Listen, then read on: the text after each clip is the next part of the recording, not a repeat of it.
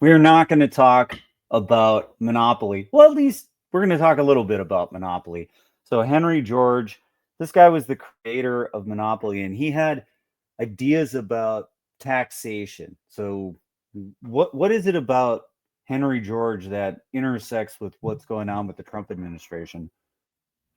Well, Henry George didn't create monopoly, but one of his many followers. And when I say many followers, it is amazing that Americans today know so little of Henry George because during his life he was a very popular, very famous person. Hundreds of thousands of people attended his funeral when he died. But Henry George lived during the time of post Civil War America, a time when industrialization and especially railroads were changing the landscape of America, and we call that in some ways the Gilded Age. That's whenever we had these incredibly rich tycoons, John D. Rockefeller, J.P. Morgan, the Vanderbilts, the DuPonts, et cetera, captains of industry who were really getting ahead of other Americans. And Henry George said, there's a way to solve this issue, and the way to do it is through taxing land. And there's he both said we should tax land, and secondly that should be the only tax. And the reason that I I find Trump as hearkening back to Henry George is because when I saw the well, what one some of the moves that he's made with regards to restructuring the financial system and um, putting the United States Treasury in charge of the benchmark um, for for variable interest debt contracts like mortgages, and then I saw especially his plan for 50-year mortgages. I thought, wow, here we have the land tax that's coming back in to the parlance of America, only it's coming in under different names.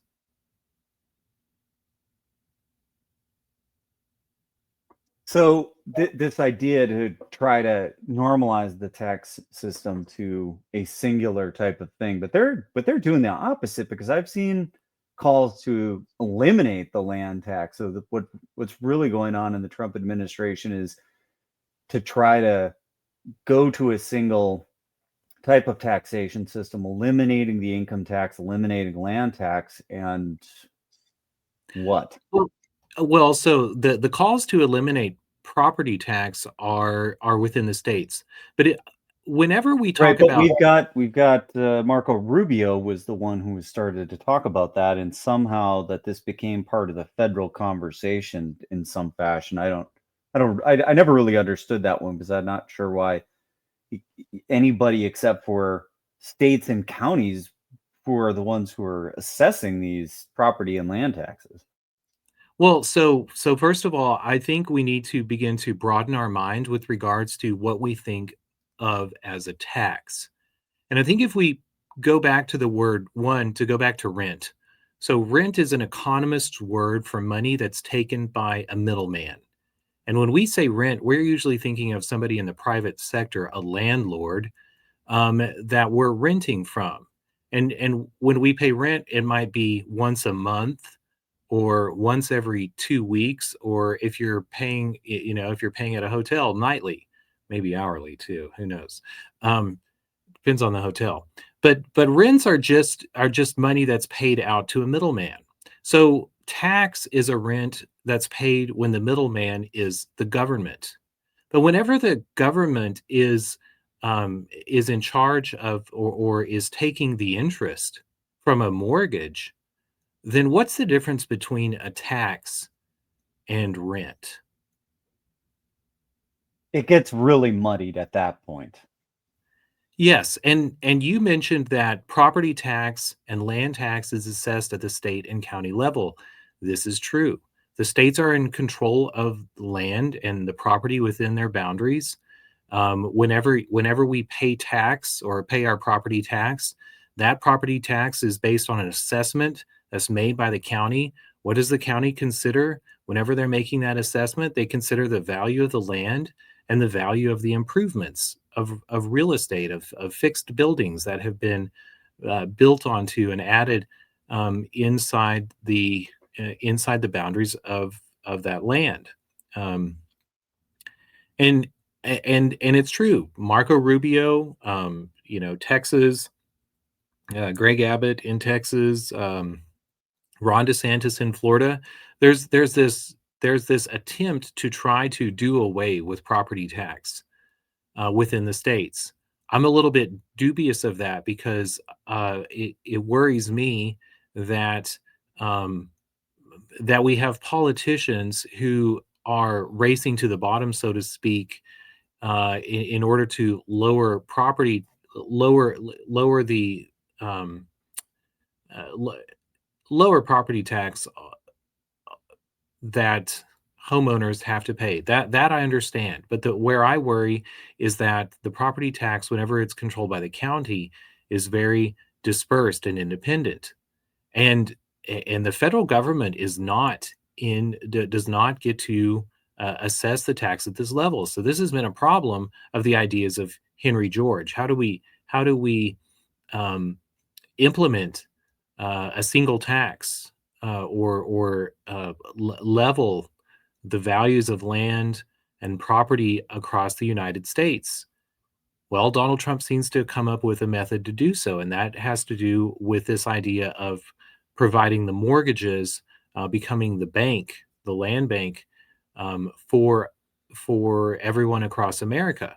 And part of why I think 50-year mortgages get so very interesting is um, because that really opens the door for a lot more people to enter into and under the control of the federal authorities.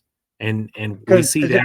if we contemplate this, as anybody that is a homeowner, in some ways will experience this because when they pay their mortgages, their taxes, their insurance, all this stuff is sort of getting rolled into this big number that they have to pay every month. But if you ever get to the end of that, then you have to pay your property taxes, and it feels like this long-term commitment that you have to the property that just kind of continuously goes up over all time.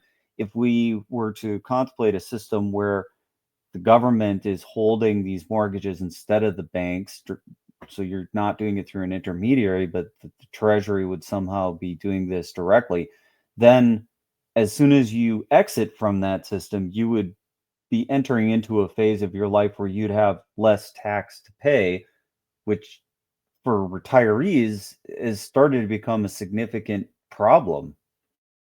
And that, I mean, I think that the Trump moves towards this policy are admirable for the reasons that you just pointed out. Because in part, yes, we pay to so many different authorities: the income tax, consumption tax, etc., property tax on top of mortgages. It would be nice if that was all moved into one. And I also think uh, it would be ideal for our society to give people some sort of window in their future in which they don't have to pay anything, because part of this narrative too are retirees and people who are no longer in the workforce. How do they stay in their homes without worry? So bravo to the Trump administration for bringing that about. Part of what worries me is the centralization of this underneath, because there's still an intermediary. The intermediary just becomes the government. But the government also, I think we should point out, also has a lot of practice in doing this, because, this is the reason. This is the reason that the Fannie Mae and Freddie Mac and the Federal Housing Authority were created in the first place. But those programs only benefited a smaller swath of Americans. In part, it was a lot of former soldiers that had served in World War II.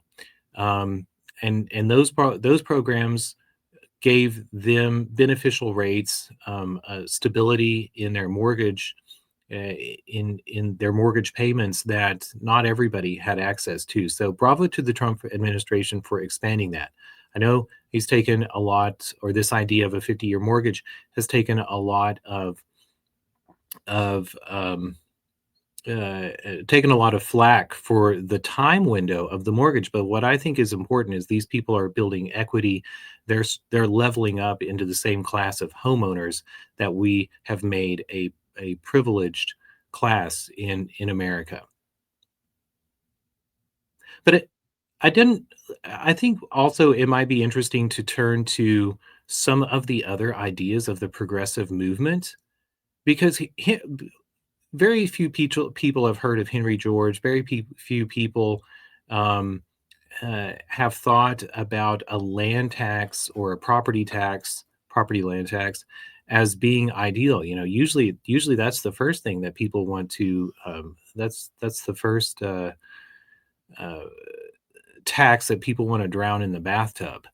Um, but I found it interesting going back to the progressive movement because there are other ideas that we've carried forward that are also still with us today, and in part, one of those I found interesting was Teddy Roosevelt's Square Deal. So Teddy Roosevelt, um, uh, w- most people remember Teddy Roosevelt.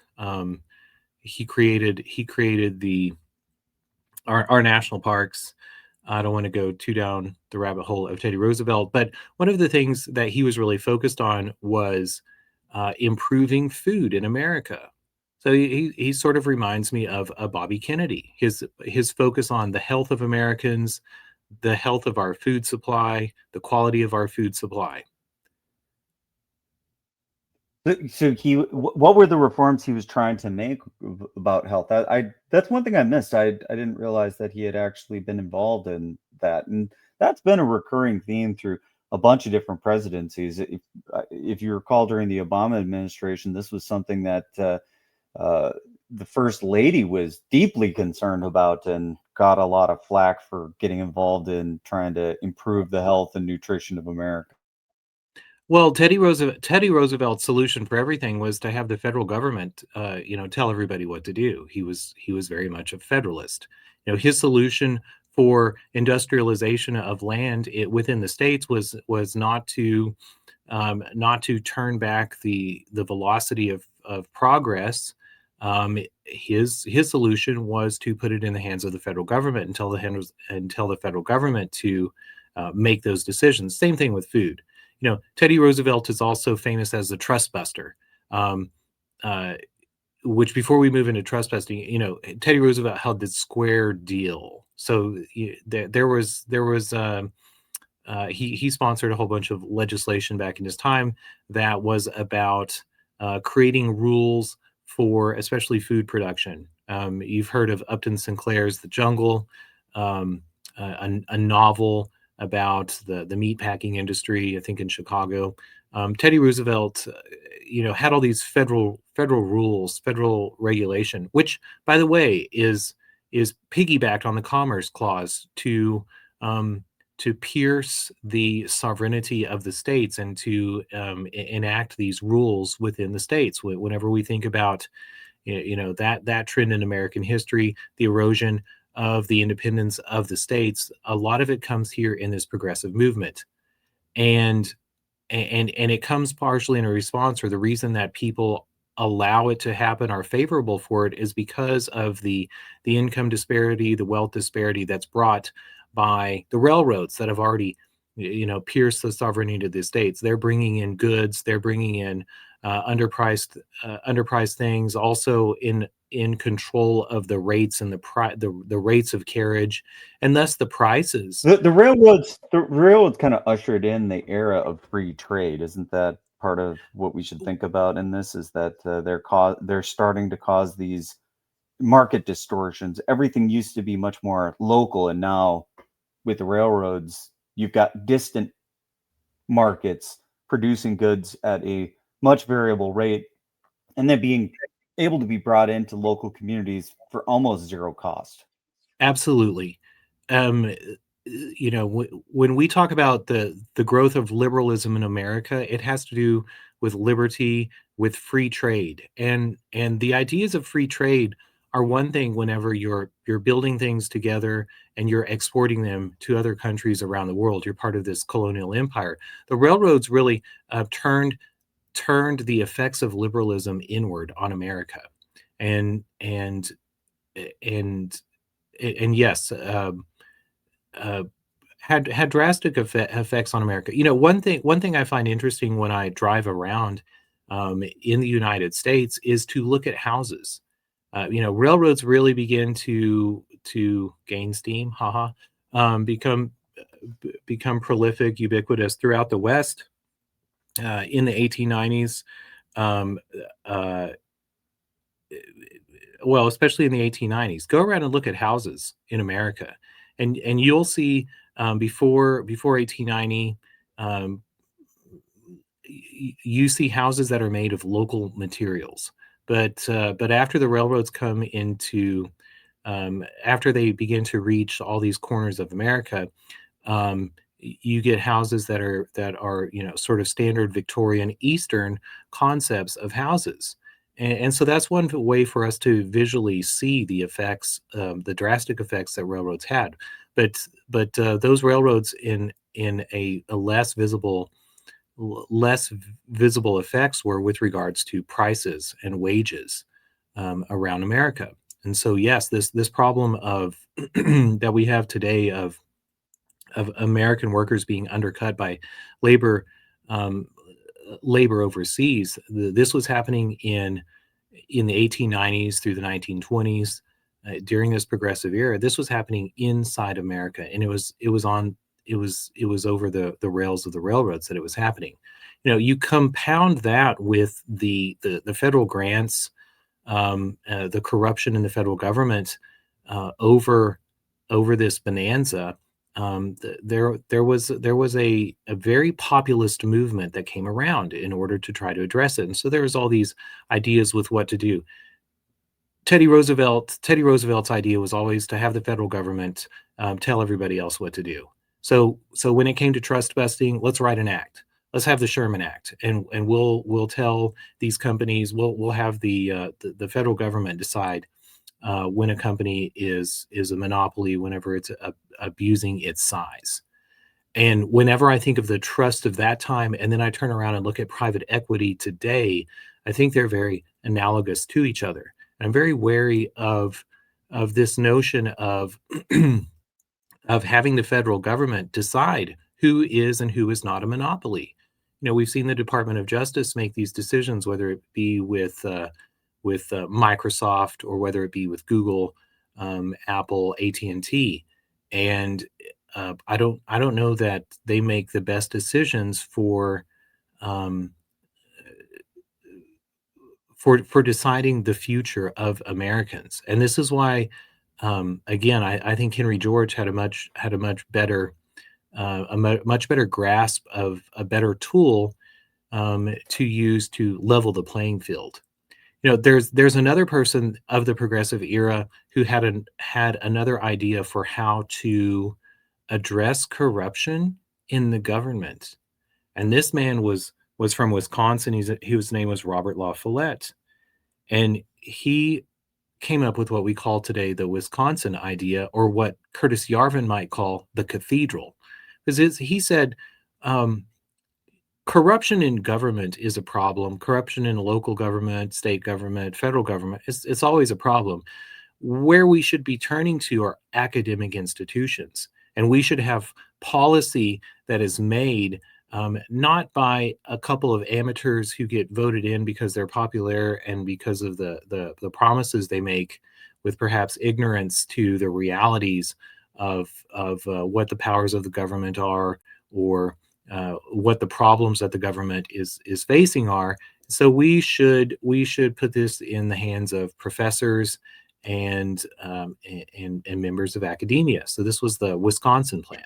Is this the right guy? Because if this is the guy that we're talking about, I got to at least give him props for having great hair. Look at that head of hair, man. He does have he has a beautiful head of hair. Um, Because yeah, this was still a time when people would have been wearing wigs, right? That's not a wig. That's just his no, hair teased up in a bouffant. He's got to have some egg whites in there or something. you can tell a wig by the outward curl at the bottom. He doesn't have the little outward curl. No, this is Robert Follette, and um, he created the Wisconsin idea. So it's interesting to me that both the Follette and Roosevelt's plans for addressing corruption in the government were picked up, but did Henry George's single tax and single land tax get picked up? No, it's been forgotten, and we should ask ourselves whenever we look at the thread of power in America and the equality, the oligarchy, the state of oligarchy in America today, we should say, well, how come nobody knows about Henry George? And what about his plan for addressing the valuation of land um, might have led to a different outcome? So the Wisconsin plan, it was more widely adopted. Is that what you're saying? Is that the Henry George's ideas really didn't come to play, but that Lafayette's were more broadly adopted? So I mean, I think both Roosevelt's use of the federal government and piggybacking federal power on the Commerce Clause to um, to to standardize practices in business, practices in finance. That was certainly adopted, and but I would say that has been very ineffective.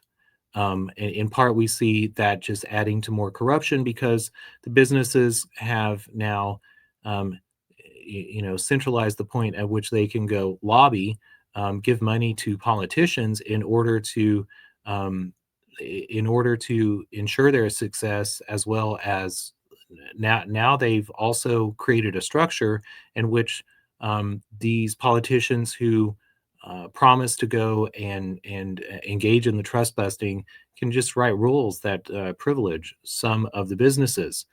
But the Wisconsin plan was certainly picked up, and I think in some part they work together. Now you have the legislatures in Congress, it when they want to, or how do they get away with with some of their corruption with big business, is they send it through the academic institutions.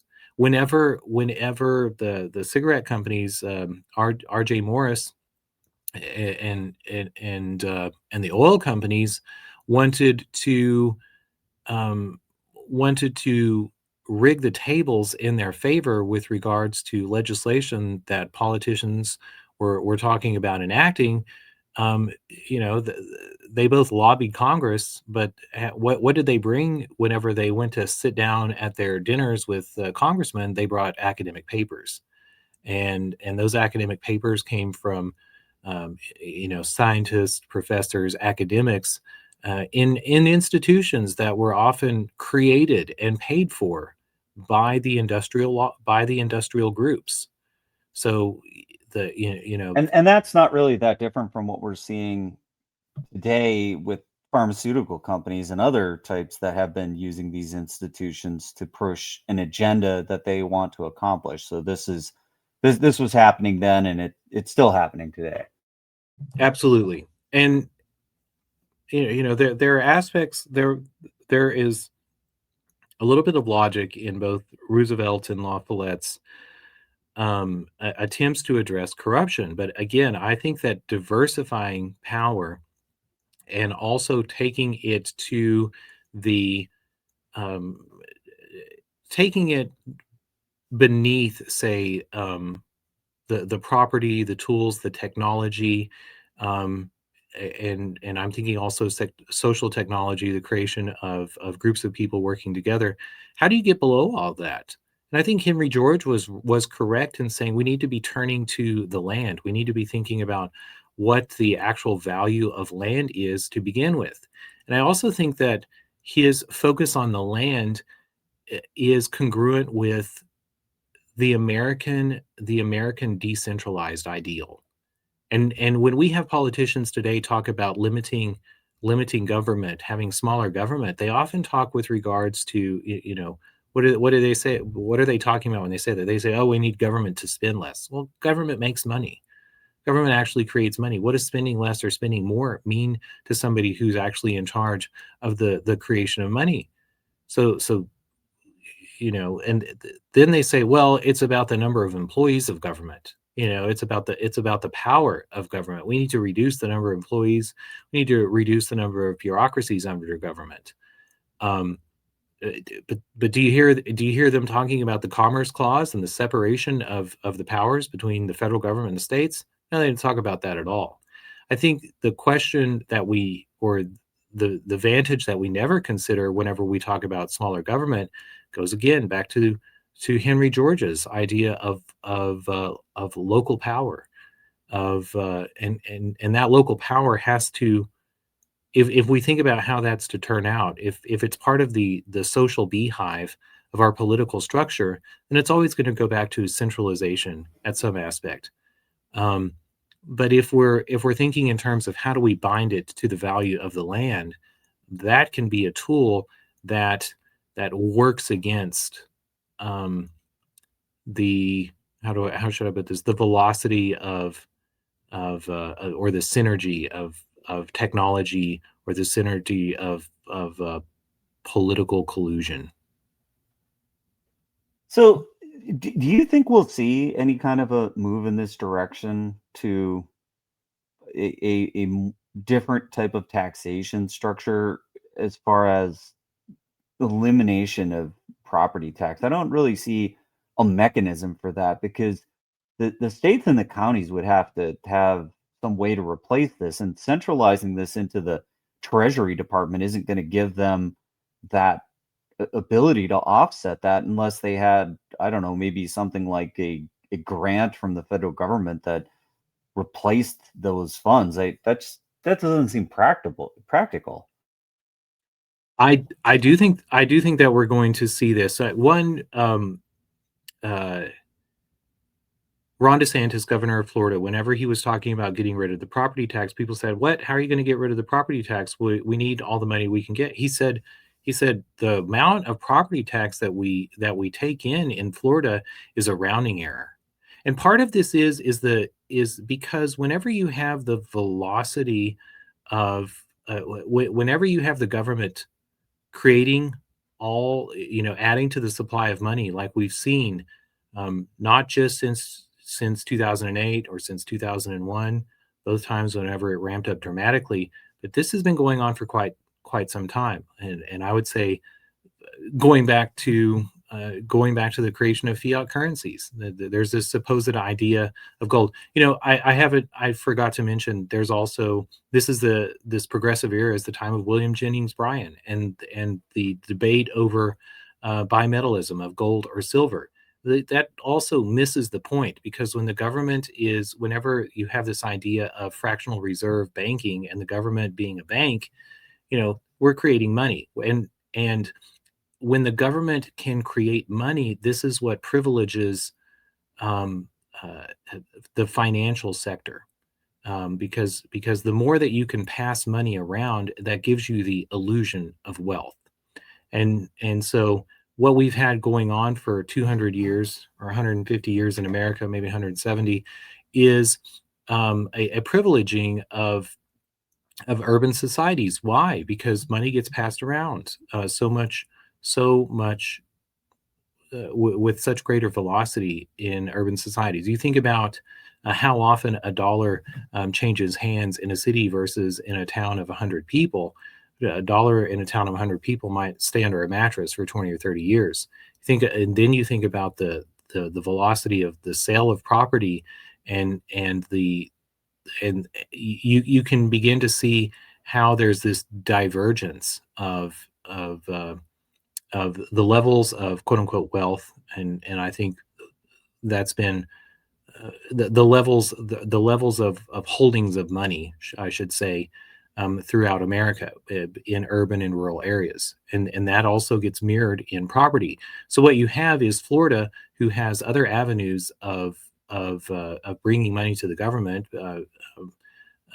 business tax, sales tax, etc., and and the value of property is actually lagged behind. So I think that, long story short, I think that we will see states who gladly um, uh, get rid of the property tax, but they will retain the power to bring back the property tax, because I think what's going to have to happen through the federal mortgage tax is going to be an equalization or a leveling of the value of our labor, the value of our communication, and the value of the land.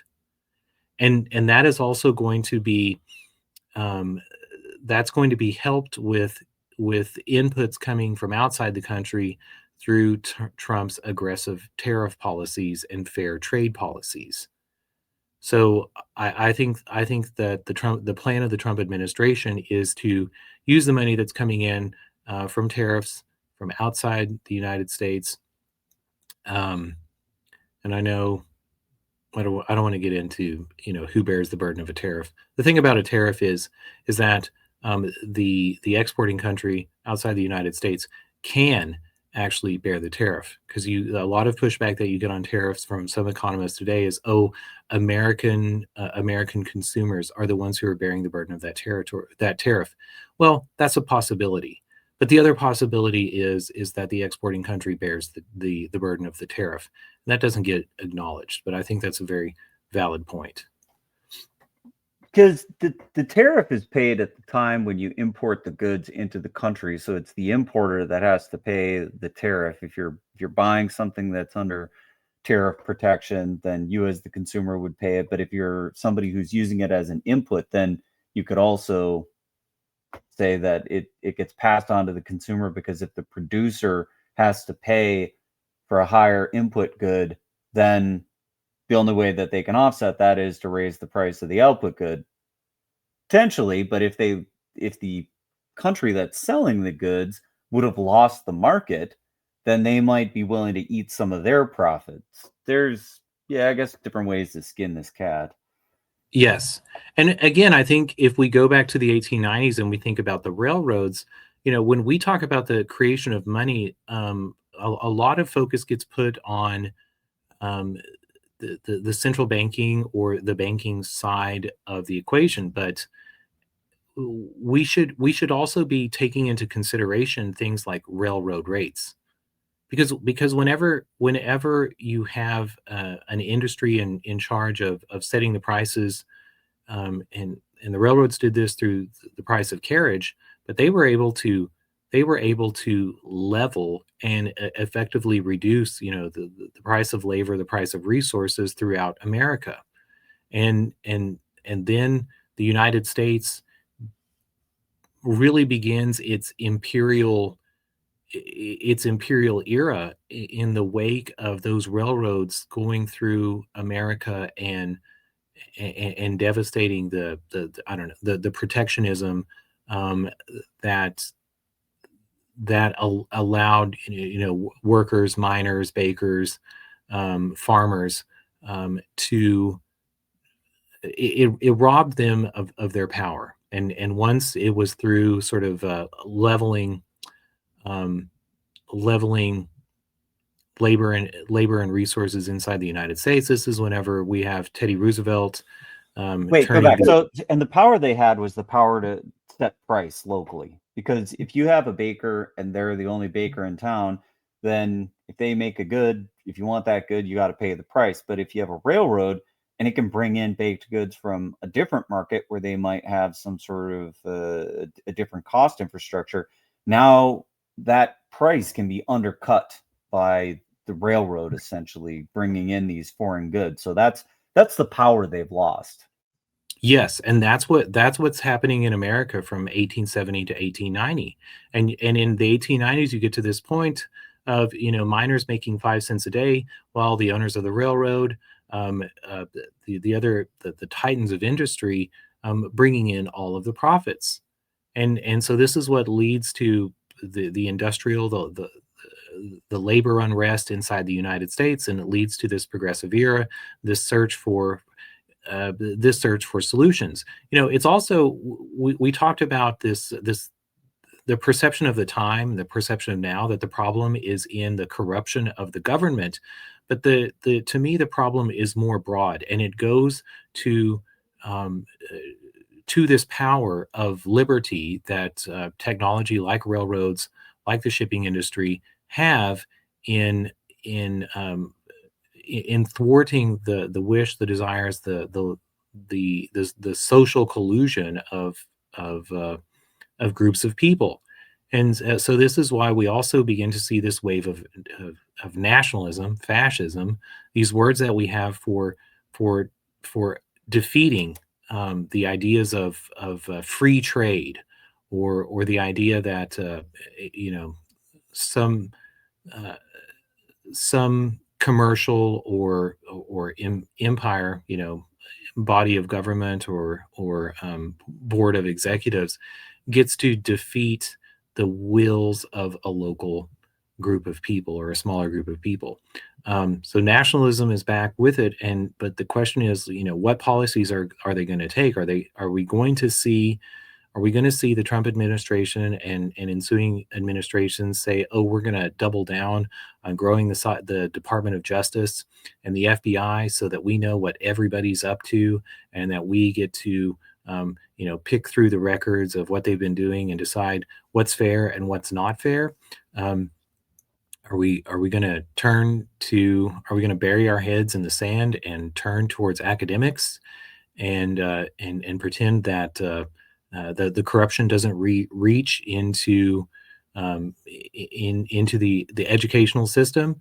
I don't think the Trump administration wants to do it, so this again, I think their plan for bringing bringing Americans back into notions of, a Republican comes to us, Thomas Jefferson, this group of people who were thinking about a government that was comprised of stakeholders. And if you also pause to think about the growth of the word democracy and the privilege of the ideas of democracy that um, we have we have accepted, especially since the 40s and World War II, and yet the founding fathers, they talked about republics, and they said we live in republics.